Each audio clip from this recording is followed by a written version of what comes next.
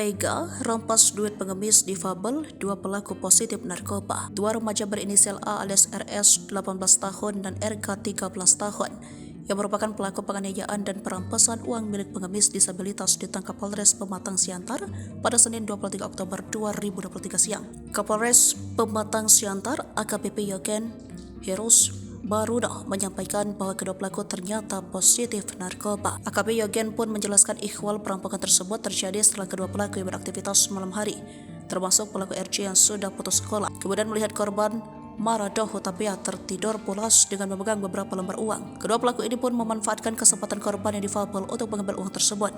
Keduanya bahkan dengan tega menganiaya Marado. Dua orang pelaku melihat korban tertidur sambil memegang uang sekitar 200.000 dan ada niat dari kedua pelaku untuk mengambil uang tersebut sehingga kedua pelaku penganiayaan dengan menarik jaket, memukuli dan menginjak-injak, jelas Yogen dilansir dari Kompas.com Senin 23 Oktober 2023. Korban yang tidak dapat bertahan kemudian melepas uang yang diambil pelaku. Kedua pelaku kita amankan terpisah. Pelaku berusia 13 tahun diamankan di sekitar lokasi, sambungnya. Kepada petugas, kedua pelaku mengaku merampas uang korban untuk kebutuhan sehari-hari. Atas perbuatannya terang Yogen, kedua pelaku dijerat dengan pasal 365 ayat 2 dengan ancaman hukuman maksimal 12 tahun penjara. Namun khusus RJ yang masih berusia di bawah umur, Polres Pematang Siantar akan mempertimbangkan masa depan yang bersangkutan. Sementara itu, korban Marado Hutapea merupakan perantau di Siantar dan asli dari Tarutung, Tapanuli Utara. Korban sehari-hari bekerja sebagai pedagang barang bekas, tinggal di emperan dan mengais uang dari kegiatan tersebut, kata Yogen.